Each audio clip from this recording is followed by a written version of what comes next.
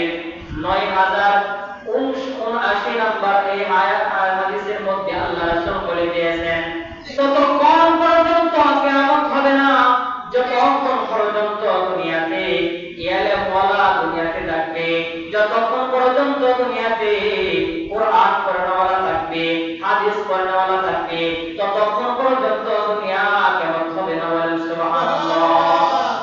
আল্লাহ রাসূল হাদিসের মধ্যে বলে দিয়েছেন যে কিয়ামতের পূর্বে আল্লাহ রাসূল বলেছেন কিয়ামতের পূর্বে এরকম ভাবে পাঁচটা জিনিস প্রকাশ পাবে।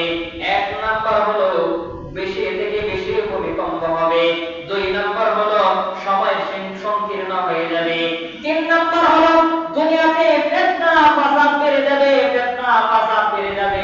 তিন নাম্বার হলো হত্যা বেশি বেশি হবে, মানুষ মানুষকে খুন করবে, মানুষ মানুষের উপর জুলুম করবে, হত্যার হার বেশি বেড়ে যাবে। পাঁচ নাম্বার রাসূল বলেন, পাঁচ নাম্বার হলো ধন সম্পদ এমন ভাবে মানুষের ধন সম্পদ হবে, ধন সম্পদ বাড়তে বাড়তে উপচে পড়বে। কয়টা জিনিস বললাম? আল্লাহ রাসূল বলেন যে কিয়ামতের পূর্বে পাঁচটা জিনিস প্রকাশ পাবে। কয়টা জিনিস? এক নাম্বার কি? এক নাম্বার হলো যে বেশি থেকে বেশি ভূমিকম্প হবে। কিছুদিন পরে পরে ভূমিকম্প হয় না? এগুলো হয় কি হয় না? হয়। কিসের কারণে এটা? আপনাকে আমাকে আল্লাহ বলতেছে যে আমাকে হুঁশিয়ার করে দিতেছে, বান্দা এখনো সময় আছে, ভালো হও। কি হও? এখনো সময় আছে, ভালো হও, সময় আছে এখনো। এরকম ভূমিকম্পের কারণে শহরের মধ্যে ঢাকা বিভিন্ন শহরে অনেক এই বাড়িঘর ভেঙে পড়ে যায়। কি পড়ে যায় না? ভেঙে পড়ে যায়। এটা আমাদের একটা আলামত, আমাদেরকে হুঁশিয়ার করতেছে আল্লাহ। দুই নাম্বার আল্লাহ রাসূল বলেন সময় সংকীর্ণ হয়ে যাবে। প্রত্যেকটা মানুষের জীবনে ব্যস্ততা আছে, প্রত্যেকটা মানুষ দুনিয়াতে ব্যস্ত, প্রত্যেকটা মানুষ দুনিয়াতে ব্যস্ত। কেউ ব্যবসা বাণিজ্যের মধ্যে ব্যস্ত, কেউ লেখাপড়ার মধ্যে ব্যস্ত, কেউ চাকরি বাকরির মধ্যে ব্যস্ত, কেউ সংসার চালাইতে ব্যস্ত হয়ে গেছে। মানুষ বিভিন্ন জায়গার মধ্যে ব্যস্ত থাকে, কিন্তু ওই ব্যস্ততার ভিতরে আল্লাহর ইবাদত বন্দেগী সঠিক মতো আদায় করা লাগবে। বলেন ঠিক কি না? দুই নাম্বার কি বললাম? আল্লাহ রাসূল বলেন দুই নাম্বার হলো মানুষের জীবনের হায়াতের সময় কমে যাবে। মানুষ সময় পাবে, সময় পাওয়ার পরে দুনিয়ার পিছনে শুধু সময় ব্যয় করবে। যখন সন্ধ্যা হয়ে যাবে আর মনে মনে ভাববে কেন সন্ধ্যা হয়ে গেছে, কেন সময় পাইলাম না। কারণ সে দুনিয়াতে আল্লাহর হুকুম মানতেছে না, দুনিয়ার সময়টাকে সে দুনিয়ার কাজের মধ্যে কাজে লাগাইতেছে। বলেন ঠিক কি না? এমন আমার দুনিয়াতে আছে, একজন আরেকজনের জিগা ভাই আযান করছে, কি কয় কথা বলতেছেন যে ভাই আযান করছে, তখন বলে এই যে লোকটা জিগাইলো যে ভাই আযান করছে নাকি, তো তুই কি এটা শুনছস না আযান করছে না করছে? তুই কি এটা শুনলে না আযান করছে না করছে? তুই কিসের মুসলমান? তুই মুসলমানের ঘরে জন্ম নিছস, কোন সময় আযান করছে, কোন সময় আযান করতেছে, এখন আসরের সময় না জোহরের সময়, দুনিয়ার ব্যস্ততার কারণে মাথার তাল ঠিক থাকে না। তখন জিজ্ঞাসা করে আসরের আযান করছে না জোহরের আযান করছে? একটা উদাহরণ দিলাম। কি বলেন? এমন হয় কি হয় না? হয়। মুসলমানের ঘরে জন্ম নিছেন অথচ সময় কইতে পারেন।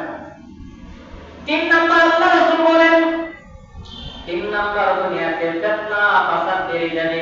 ফিতনা ফাসাদ বর্তমান বেশি না কম? অনেক বেশি। এই যে এত শহীদ ভাইদেরকে মারছে, মুসলমান ভাই, আমাদের ভাই না? আপনার ছেলে, আপনার সন্তান, আপনার মেয়ে, আমার বোন, আমার ভাই। আবু সাইদ শহীদ হয়েছে, জানেন না? এই এত মানুষ মারা গেছে, জুলুম করছে, হিসাব আল্লাহর কাছে দেওয়া লাগবে না? অবশ্যই দেওয়া লাগবে। জুলুম এমন একটা জিনিস, আখিরাতে আপনার সামনে অন্ধকার হয়ে আপনার সামনে দাঁড়াবে। দুনিয়াতে চার পাইতে পারেন, কিন্তু আখিরাতে চার পাওয়া যাবে না। বলেন ঠিক কি না? সবকিছু পাই করে আল্লাহর দরবারে হিসাব দেওয়া লাগবে। দুনিয়াতে ফিতনা ফাসাদ, দুনিয়াতে সময় যত বেশি যায়, দুনিয়ার সময় যত বেশি পার হইতেছে, ফিতনা কমতেছে না, বরং তার চেয়ে আরো ভয়ঙ্কর হয়ে মানুষের সামনে আসতেছে। বলেন ঠিক কি না? এই ফিতনা ফাসাদের ভিতরে আল্লাহ রাসূল বলেন মানুষের এমন অবস্থা হবে, কিয়ামতের পূর্বে মানুষের এমন অবস্থা হয়ে যাবে, সকালবেলা ঘর থেকে বাইর হইবে, বিকালবেলা ইমাম দাঁড়ায়া ঘরের মধ্যে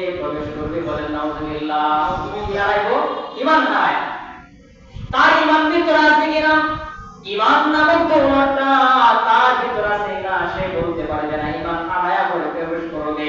মুসলমান ভাইরা আমার, আপনি যতই নামাজ পড়েন, ইবাদত বন্দেগি করেন, ততক্ষণ পর্যন্ত কবুল হবে না যতক্ষণ পর্যন্ত আপনার ভিতরে ঈমান নামক দৌলত না থাকবে। 3 নম্বর গেল। 4 নম্বর হলো দুনিয়াতে হত্যা বেড়ে যাবে। কি বলেন, হত্যা বাড়ছে না কমছে? ভাই ভাই এরকম করে সবই টাকার লাগে, সম্পদের লাগে। কি বলেন, আছে না নাই? সোনার বাংলাদেশে এরকম ঘটনা আছে না নাই? আছে, ঠিক আছে না? ভাই ভাই হত্যা করে, ছেলে বাবার মাথার মধ্যে বাড়ি দেয়। কিসের জন্য? এই টাকার জন্য, সম্পদের জন্য। হত্যা বাড়ছে না কমছে? হত্যা বেড়ে গেছে। হত্যা কয়েক প্রকার। যদি আপনি জুলুম করে মারেন তাহলে তো আল্লাহর কাছে হিসাব দেওয়া লাগবে। আর নিজে ইচ্ছে মারা গেলে এটা তো বিনা হিসেবে জাহান্নাম। মুসলমান ভাইরা আমার, দুনিয়াতে যতই বড় শক্তিশালী দুনিয়াতে আসছে, কেউ কিন্তু টিকতে পারে না। আপনি আমি টিকতে পারবো না। 5 নম্বর রাসূল সাল্লাল্লাহু আলাইহি ওয়াসাল্লাম বলেন, 5 নম্বর আমার উম্মতের মধ্যে কিয়ামতের পূর্বে ধন সম্পদ এমন ভাবে বাড়বে, ধন সম্পদ উপরে পড়বে, ধন সম্পদ এমন ভাবে বাড়বে নিজে হিসাব করতে পারবে না। এমন মানুষ দুনিয়াতে আছে, নিজের ধন সম্পদ গুলি ভালো কাজে ব্যয় করে না। দেখবেন মসজিদের জন্য যদি চাঁদা চাওয়া হয়, মাহফিলের জন্য যদি চাঁদা চাওয়া হয়, 5 টাকা 10 টাকার উপরে দিতে পারে না, 50 টাকার উপরে দিতে পারে না। কিন্তু এত ধন সম্পদ আল্লাহ তাকে দান করছে, আল্লাহ তাআলার কাছে সে কাজে লাগায় না। অবশেষে কি হয়? ধন সম্পদ নিজের ছেলেও ভোগ করতে পারলো না, নিজেও ভোগ করতে পারলো না, নিজের স্ত্রী পুত্র কেউ ভোগ করতে পারলো না। অবশেষে সে খালি হাতে কবরে রওনা দিল। এমন আছে না নাই বলেন? তাহলে এই সম্পদ কেমনে আপনার কি কাজে লাগবে? কিছুই কাজে আসবে না। ভালো কাজে কাজে লাগান। আপনার পকেট থেকে তো 500 টাকা বাইর হয় না মাহফিলের জন্য দেওয়ার জন্য, মসজিদে দিতে পারেন না। এই সম্পদের হিসাব আল্লাহর কাছে দেওয়া লাগবে। কি বলে দেওয়া লাগবে? কি লাগবে না? দেওয়া লাগবে। দুনিয়াতে দেখবেন যে ব্যক্তির টাকা আছে ওই ব্যক্তিকে মানুষ মূল্যায়ন দেয়। কি বলেন? যে ব্যক্তির টাকা নাই, যে ব্যক্তির ধন সম্পদ নাই, ওই ব্যক্তিকে সমাজের মধ্যে মানুষ দাম দিতে চায় না। কিন্তু দেখেন যে ব্যক্তি তিনি এনে দিন খায়, সেই ব্যক্তিটা দেখবেন সবচেয়ে বেশি ভালো আছে। বলেন ঠিক কিনা? একজন ব্যক্তি 10 তলার মধ্যে ঘুমায়, টাকার কোনো অভাব নাই। আর অন্য এক ব্যক্তি গাছতলার মধ্যে ঘুমায়, গাছতলার মধ্যে ঘুমায়।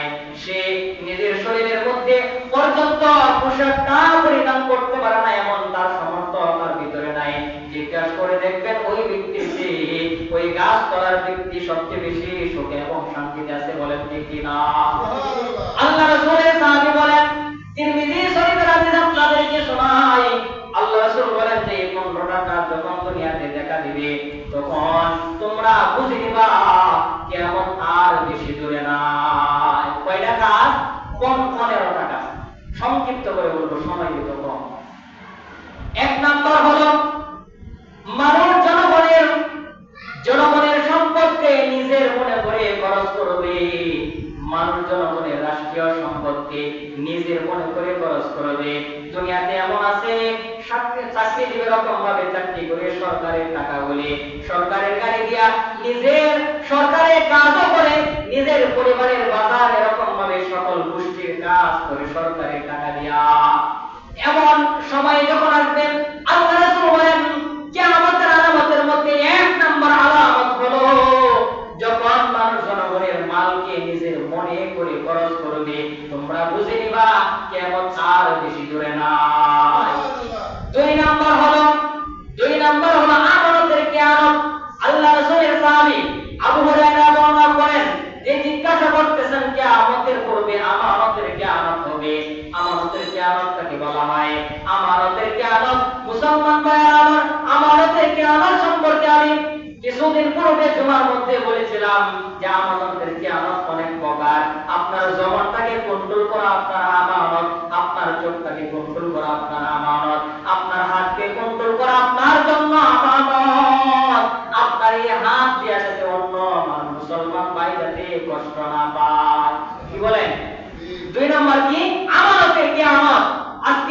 সমাজের মধ্যে আমানতের খেয়ানত কম হচ্ছে না বেশি হচ্ছে? বেশি হইতেছে। পাঁচজন একসাথে বসছে, অমুক ছেলেটা ভালো না, অমুক হুজুর ভালো না, অমুক হুজুরের ভিতরে এই আছে, অমুক ছেলের ভিতরে এই আছে, অমুকের মেয়ে ভালো না, অমুকের ছেলে ভালো না। আরে মেয়ে, তুমি নিজেই তো ঠিক না। কি বলেন, কথা ঠিক কিনা?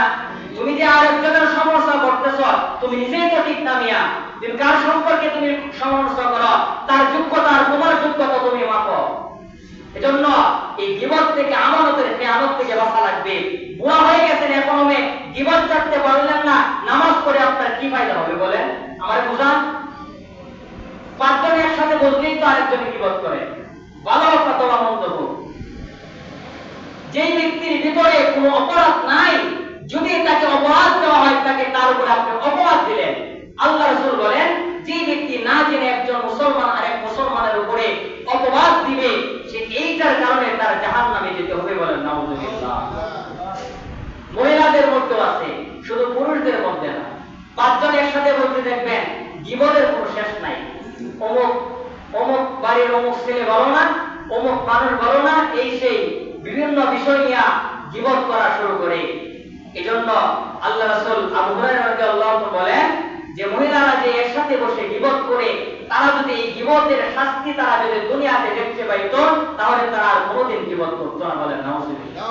গীবত এবং সমালোচনা একজনের বিরুদ্ধে কত বড় যে একটা গুনাহ, আমরা তো এক কান দিয়ে শুনি আর এক কান দিয়ে বাইর করে দিই। আমল নাই তো, আমল নাই। যদি আমল থাকতো, এই যে একটা ফসিল গজ আছে, মসজিদ ভরা থাকতো। কথা বল না, হক কথা বলে তো ভালো লাগে না। আমল যদি থাকতো, মসজিদের প্রতি যদি টান থাকতো, নামাজের প্রতি যদি গুরুত্ব থাকতো, তাহলে প্রতিদিন বলা লাগলো নইলে যা একটু আগুই আসে। মুসলমান ভাইয়েরা আমার, 3 নাম্বার আল্লাহ রাসূল বলেন, কিয়ামতের পূর্বে 15টা কারণ যখন প্রকাশ পেয়ে যাবে, ও মুসলমান ভাইয়েরা আমার, আল্লাহ রাসূল বলেন, ও আমার উম্মতেরা, তখন তোমরা জেনে নিবা কিয়ামত আর বেশি দূরে নাই, অর্থাৎ কিয়ামত অতি সন্নিকটে। 1 নাম্বার হলো মানুষ জনগণের সম্পত্তি নিজের মনে করে খরচ করবে। 2 নাম্বার আমানতের কিয়ামত করবে। 3 নাম্বার মানুষ যাকাতকে এরকম ভাবে মাথার পূজা মনে করবে। যাকাত দেওয়াকে মানুষ পূজা মনে করবে। দুনিয়ার সমস্ত মানুষ দিলে মানুষের দুর্ভিক্ষ এরকম ভাবে সরাইতে পারবে না, মানুষের দুর্ভিক্ষ সরাইতে পারবে না, যতক্ষণ পর্যন্ত ওই যাকাত পরিপূর্ণ মানুষ না দেয়। প্রত্যেকটা মানুষ যদি যাকাত পরিপূর্ণভাবে দিত, তাহলে সমাজের মধ্যে কোনো গরিব ব্যক্তি থাকতো না বলেন ঠিক কিনা? আজকে আপনি টাকা ধন সম্পদ হয়ে গেছে, যাকাত আদায় করে না, আখিরাতে সম্পদ আপনার গলার মধ্যে সাপ হয়ে আপনাকে আর দংশন করবে, ওই দিন বুঝবেন। সংক্ষেপে বলতে সময় কম। 4 নাম্বার হলো কিয়ামতের পূর্বে স্ত্রীদের কথায় স্বামীরা চলাফেরা করবে, অর্থাৎ স্বামী স্ত্রীর কথায় উঠা বসা করবে। কয় নাম্বার আলামত বলতেছি? 4 নাম্বার আলামত। কয় নাম্বার আলামত? 4 নাম্বার। স্ত্রীর কথায় কি করবে? স্বামী উঠা বসা করবে। এটা হলো কিয়ামতের আলামত। নবী বলেন, তোমরা জেনে নিবা কিয়ামত আর বেশি দূরে না। 5 নাম্বার আল্লাহ রাসূল বলেন, 5 নাম্বার হলো মানুষ স্ত্রীর সাথে, স্বামী স্ত্রীর সাথে ভালো ব্যবহার করবে, আর মার সাথে খারাপ ব্যবহার করবে বলেন। নাউযুবিল্লাহ। তার স্ত্রীর কথায় এমন মানুষ আছে, তার বউয়ের কথায় মাকে গালিগালাজ করে, তার বউয়ের কথা শুনে মাকে গালি দেয়, মাকে এরকম ভাবে কষ্ট দেয়। সোনার বাংলাদেশে এমন মানুষ আছে না নাই? নাই বলো। কয় নাম্বার আলামত গেছে? 5 নাম্বার। 6 নাম্বার আলামত আল্লাহ রাসূল বলতেছেন, 6 নাম্বার আলামত হলো বন্ধু বন্ধুকে আসল মনে করবে, আসল মনে করে টাকা দিবে, ধন সম্পদ দিবে, গাড়ি কিনবে, গাড়ি কিনে এরকম ভাবে ফোন দেয়, বন্ধু আমি একটা গাড়ি কিনতে চলে আয়, তুই বিপদে পড়ছস, আমি তখন এই এখানে তোরে আমি টাকা দিতেছি, আমি এই মাত্র তোর জন্য আমি টাকা পাঠাইতেছি। আল্লাহ রাসূল বলেন, বন্ধুকে আসল মনে করবে, কিন্তু তার বাবা ঘরের মধ্যে অসুস্থ হয়ে পড়ে আছে, 300 টাকার জন্য 500 টাকার জন্য ওষুধ কিনে খাইতে পারতেছে না। আল্লাহ রাসূল বলেন, বন্ধুকে আসল মনে করবে, আর বাবাকে গালিগালাজ করবে বলেন। নাউযুবিল্লাহ। বাবাকে সম্মান করবে না। এই হলো 6 নাম্বার। এরপরে 7 নাম্বার হলো কিয়ামতের পূর্বে মসজিদের মধ্যে হট্টগোল বেড়ে যাবে, মসজিদের মধ্যে ঝগড়া হবে, মসজিদের মধ্যে মানুষ নামাজের উপর কথাবার্তা বলবে, মসজিদের মধ্যে দুনিয়াবি কথা বলবে। আজকে আজকে সমাজের মধ্যে দেখা যায়, বিভিন্ন সমাজের মধ্যে আছে ঝগড়া করে 4টা মসজিদ হয়েছে আরেকটা মসজিদ হয়ে গেছে, 4টা হয়েছে আরেকটা হয়ে গেছে, হোক তাতে সমস্যা নেই, কিন্তু ঝগড়া লাগে হতে পারো না। এটা কিয়ামতের আলামত। আমরা নামাজের পূর্বে আল্লাহ রাসূল বলেন, যে ব্যক্তি নামাজে অপেক্ষা করে নামাজ পড়ার জন্য যদি কথা না বলে, যদি নামাজের 5 মিনিট সময় বাকি আছে কথা না বলে যদি নামাজ পড়ে, নামাজের জন্য অপেক্ষা করতে থাকে, নামাজ পড়লে যে সবটা তার আমলনামায় আসবে, এই বসে থাকার বিনিময়ে সেই নামাজের সব আল্লাহ তাআলা তার আমলনামায় দান করবেন। বলেন সুবহানাল্লাহ। নাই তো আমল নাই, তো না করলেও কথা বলে, না করি তারপরেও কথা বলে, আমল নেই তো এই শিক্ষিত হয়ে লাভটা কি? মূর্খের পরিচয় দিয়ে তো লাভ নাই। না করার পরেও যখন কোনো মানুষ মসজিদে বসে কথা বলে, একদিন বোধহয় বলছিলাম যে 1 নম্বরে বলে ফেরেশতারা বলে, ও আল্লাহর বান্দা কথা বন্ধ কর। কি কয়? কথা বলেন আমার সাথে, কি কয়? আল্লাহর বান্দা কথা বন্ধ কর। দ্বিতীয়বার যখন কথা না বন্ধ করে আবার বলে ও আল্লাহর বন্ধু কথা বন্ধ কর। তাও যখন কথা না বন্ধ করে 3 নম্বরে ফেরেশতারা বলে, ও আল্লাহর দুশমন আলা কথা বন্ধ কর। কি বলে? এখন নামাজ পড়ার সময় এসে যদি আল্লাহর ইবাদত বন্দি করার সময় যদি আরেকজন ব্যক্তিকে কষ্ট দেয়, আপনি কথা বলতেছেন, তাহলে অন্য ব্যক্তিরা কেমনে আমল করবে? আপনি কথা বলতেছেন, অন্য ব্যক্তিরা কেমনে নামাজ পড়বে? আপনার কারণে তার অন্যজনের আমল নষ্ট হইতেছে। 3 নাম্বার কি বলে? আল্লাহর দুশমন কথা বন্ধ কর। তার মানে আমরা আল্লাহর দুশমন হইতে পারছি, মসজিদে দুশমন হইতে পারছি না। এরপরে আল্লাহ রাসূল বলেন 8 নাম্বার কিয়ামতের আলামত হইল, 8 নাম্বার আলামত হইল মানব সমাজের মধ্যে যে ব্যক্তিটা মূর্খ ব্যক্তি, যে ব্যক্তির কোনো দাম নাই, একবারে নিজে নিম্ন পদের একজন লোকের হাতে সমাজের দায়িত্ব চলে যাবে। এটা হলো কিয়ামতের 8 নাম্বার আলামত। এমন মূর্খ ব্যক্তিকে এরকম ভাবে দায়িত্ব দেওয়া হবে, সমাজের বিষয় বুঝবে না, মূর্খ ব্যক্তির হাতে এরকম ভাবে তার ক্ষমতা চলে যাবে, মানুষ মূর্খ ব্যক্তির অনুসরণ করতে থাকবে। 9 নাম্বার কিয়ামতের আলামত হইল মানুষকে সালাম দিবে, তাকে তার ক্ষমতা থেকে, তার অপরাধ থেকে, তার নির্যাতন থেকে বাঁচার জন্য সালাম দিয়ে যখন চলে যাবে, একটু পরে পিছন থেকে আবার গালিগালাজ করা শুরু করবে। এই হলো কিয়ামতের আলামত 9 নাম্বার। 10 নাম্বার আলামত হইল দুনিয়ার মধ্যে, 10 নাম্বার আলামত হইল দুনিয়ার মধ্যে মানুষ ইলম শিখবে, দুনিয়া আল্লাহকে দেখানোর জন্য না, একমাত্র মানুষকে দেখানোর জন্য আমল শিখবে, ইলম শিখবে, কোরআন হাদিস শিখবে। এটা হলো কিয়ামতের 10 নম্বর আলামত। আল্লাহ রাসূল বলেন, তোমরা জেনে রাখো, বুঝে রাখো, কিয়ামত আর বেশি দূরে নয়। 11 নম্বর আলামত হলো মদ পান বেড়ে যাবে। বলেন সমাজে মদ পান আছে না নাই? এই হলো 11 নম্বর আলামত। 12 নম্বর আলামত হলো মহিলারা পাতলা কাপড় পরবে। কাপড় আছে তারপরে পাতলা কাপড় পরবে। পাতলা কাপড় পরার কারণে কি বলেন, সমাজের মধ্যে, মার্কেটের মধ্যে, বিভিন্ন রাস্তাঘাটে আপনারা কি চোখে দেখেন না যে পাতলা কাপড় পরে, কাপড় আছে তারপরেও পাতলা কাপড় পরে, আল্লাহ রাসূল বলেন সেই মহিলাটা জাহান্নামী, কারণ তার রূপ সে একমাত্র তার স্বামীকে দেখানো যায়, অন্য কাউকে দেখাতে পারবে না। এই হলো 12 নম্বর আলামত। 13 নম্বর আলামত হলো মানুষ নর্তকীদেরকে সমর্থন করবে, ভালো দ্বীনি কাজকে, এই মাহফিলকে, কোরআনের দাওয়াতকে সমর্থন করবে না। নর্তকী, গান বাজনা যা আছে, যত খারাপ কাজ আছে, মানুষ নামাজ পড়বে, নামাজ পড়ার পরে ওই জিনিসকে তারা সমর্থন করবে। বলেন নাউজুবিল্লাহ। এই হলো 13 নম্বর আলামত কিয়ামতের পূর্বে। 14 নম্বর আলামত হলো মানুষ গান বাজনাকে তারা সমর্থন করবে, এমনকি গান বাজনাকে এমন ভাবে তারা শুনবে, এইরকম ভাবে তারা সমর্থন করবে, তারা সর্ব অবস্থায় গানের মধ্যে লেগে থাকবে। বলেন নাউজুবিল্লাহ। কি বলেন? নামাজ পড়ছি, টুপিটা পকেটের মধ্যে দিয়া সিনেমা দেখতে বসে নাই, বুঝো আপনাদের এলাকা মাত্র নামাজ পড়ে আসছে, টুপিটা খুলছে, পকেটের মধ্যে বসছে, বইরে নাচ দেখা শুরু করে দিছে, সিনেমা দেখা শুরু করে দিছে। এই যে নামাজ পড়ে আসলেন, এই নামাজকে আপনারা জান্নাত নিব? জান্নাত নিত না। এই নামাজ আপনারা জাহান্নাম বলে দিয়েছে। এই জন্য নামাজ পড়ে আল্লাহ তাআলার ইবাদতের মধ্যে থাকেন, কেন খারাপ কাজের মধ্যে দেখবেন? এর চোখ আল্লাহ আপনার আমানত, হাত আপনার আমানত। কয় নম্বর আলামত বললাম? 14 নম্বর আলামত বললাম। সর্বশেষ 15 নম্বর আলামত হলো আল্লাহ রাসূল হাদিসের মধ্যে 15 নম্বর আলামত বলতেছে 14 নম্বরের পরে এই 15 নম্বর আলামত হলো যখন এই সমাজের মধ্যে এই 14টা আলামত প্রকাশ পেয়ে যাবে তখন দুনিয়ার মধ্যে কিছুদিন পরে পরে ভূমিকম্প হবে, এরকম ভাবে তাপমাত্রা বেড়ে যাবে, মানুষ গরম সহ্য করতে পারবে না। এমন কিছুদিন আগে হয়েছে কি হয়েছে না? হয়েছে কি হয়েছে না? হয়েছে। আল্লাহ রাসূল বলতেছে এই কিয়ামতের আলামত প্রকাশ পাওয়ার কারণে তাদেরকে এরকম ভাবে বিভিন্ন প্রকারে আল্লাহ শাস্তি দিয়া তাদেরকে সতর্ক করবেন। এই যে 15টা আলামত আমি যে শুরু থেকে এই পর্যন্ত বললাম, এই সমাজের মধ্যে বিভিন্ন সমাজের মধ্যে এই সোনার বাংলাদেশে এই 15টা আলামত আছে না আসবে? বর্তমান চলতেছে না ভবিষ্যতে আসবে?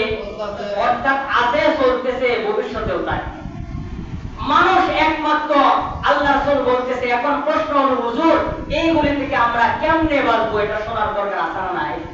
আল্লাহ রাসূল বলতেছে 15 নম্বর এই আলামতগুলি প্রকাশ করার পর আল্লাহ রাসূল বলে দিয়েছেন, ও উম্মতেরা তোমরা যদি এই গুনাহ থেকে যদি বাইর হইতে চাও, 1 নম্বর কারণ হইল, 1 নম্বর ঔষধ হইল আল্লাহ তাআলার কোরআন, 2 নম্বর ঔষধ হইল আল্লাহ রাসূলের সুন্নাত অর্থাৎ হাদিস পরিপূর্ণভাবে মানা লাগবে। 1 নম্বর ওষুধ কি? আল্লাহ তাআলার কোরআন। 2 নম্বর ওষুধ হলো আল্লাহ রাসূলের বাণী অর্থাৎ হাদিস। এইগুলি যদি আমরা মানতে পারি তাহলে তো আমরা আমল করতে পারবো। এইগুলি যদি আমরা মানতে পারি তাহলে তো আপনার স্ত্রী পর্দা করবে। এইগুলি আমরা যদি মানতে পারি তাহলে তো আমরা নামাজ পড়ব, তাহলে তো আমরা সুদ খাইব না, তাহলে তো আমরা ঘুষ খাইব না, তাহলে তো আমরা জিনা করব না, অপরের গীবত বলবো না, আলেমের গীবত বলবো না, অপর মুসলমানকে জুলুম করব না, অপর মুসলমানকে হত্যা করব না। এই কোরআনের ইলম, হাদিসের ইলম যখন আপনি আমার ভিতরে পরিপূর্ণভাবে আসবে, আল্লাহ তাআলা আমাদেরকে আল্লাহ তাআলার কোরআন আর সুন্নাত মোতাবেক জীবন যাপন করার তৌফিক দান করুন। এই আলামত যে বললাম, এই গুনাহ থেকে, সর্বপ্রকার গুনাহ থেকে আমাদেরকে বেঁচে থাকার আল্লাহ তাআলা সেই তৌফিক আমাদেরকে দান করুন। আরেকটা ওষুধ হলো আল্লাহ রাসূল বলে দিয়েছেন এই ফিতনা ফাসাদের জামানের মধ্যে তোমরা বেশি থেকে বেশি আল্লাহর কাছে দোয়া করবা, নির্জনে তাহাজ্জুদের নামাজ পড়ে, নফল নামাজ পড়ে আল্লাহর কাছে দোয়া করবা, আল্লাহ আমাকে দুনিয়ার সমস্ত ধরনের যে খারাপ যে কাজগুলি আছে ওই কাজগুলি থেকে আমাকে হেফাজত করুন এবং আমার উম্মত পরিবারকেও হেফাজত করুন। এই হলো আমাদের দায়িত্ব। আল্লাহ তাআলা সকলকে এই কথাগুলি বললাম, প্রথমে আমাকে এবং সকলকে আমল করার তৌফিক দান করুন।